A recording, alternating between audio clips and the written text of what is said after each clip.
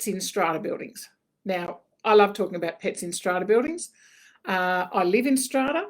I haven't got a pet at the moment, but that's not through the lack of trying to convince that other person that lives with me, as in my husband, that we certainly need another cat.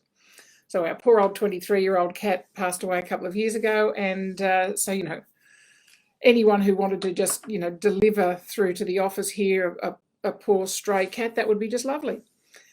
Just give it to John first, and he won't be able to say no. Anyway, that aside, let's talk about pets in strata buildings. There are new laws about keeping animals in strata schemes in New South Wales, and they started on the 25th of August, so a couple of weeks ago. The laws were prepared after there was a fair bit of public consultation for strata schemes. They had a statutory review of that, which was conducted earlier this year, and that actually included a survey on pets in strata. Now, the laws recognise the changing nature of strata living, that more people are moving into strata, that more people are living in strata, more people are downsizing earlier, and that increasing shift towards pet ownership. Certainly in the last 18 months, we've certainly had a huge increase in pet ownership. So these changes that have come about for strata will make it easier and fairer for people to responsibly keep pets while living in strata.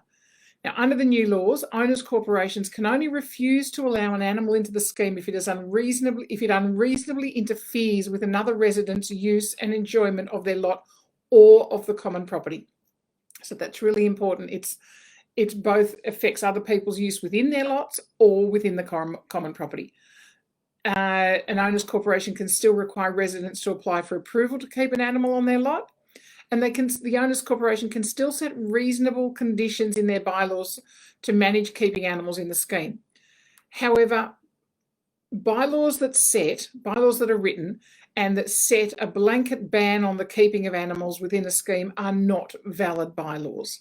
So, you would obviously get that advice from a strata solicitor who would be preparing that bylaw on behalf of an owner's corporation. Now, it's interesting, you take this a little bit further. The laws also include a list of unreasonable interference circumstances. I find that's quite an amusing or an interesting term there, unreasonable interference circumstances, where owners' corporations can take steps to prohibit an animal. They can also do so if the animal causes a nuisance or a hazard. Now, the strata schemes management regulation detail that an animal causes an unreasonable interference if it makes a noise that persistently occurs to a degree that the noise unreasonably interferes with the peace, comfort, or convenience of another resident. It repeatedly runs at or chases another resident or animal. It attacks or menaces other residents or animals.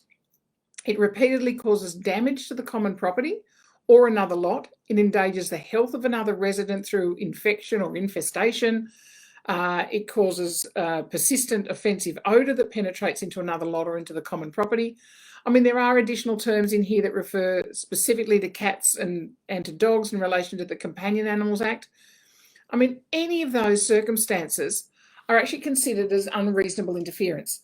So, I mean, that's not an exhaustive list. Of course, owners' corporations that believe an animal has caused an unreasonable interferences and it doesn't come under any of those points that are listed in the Strata Schemes Management Regulation can certainly get further legal advice to see whether that fits. Again, loads of information on this on the New South Wales Fair Trading website. So if you're managing strata as a strata agent, you need to be aware of this. If you are a property manager and you are managing property where your tenants are asking for strata, again, you need to be aware of this. If you are selling strata and people are asking about, what are the bylaws about pets, what's the deal here, then you need to know about it. So this is for everybody. This is for real estate agents, whether you're in sales, property management, and certainly for strata managers. So guys, make sure you're on top of this and you're aware of what's going on around in terms of the changes to keeping animals in strata, which only came in on the 25th of August, so a couple of weeks ago.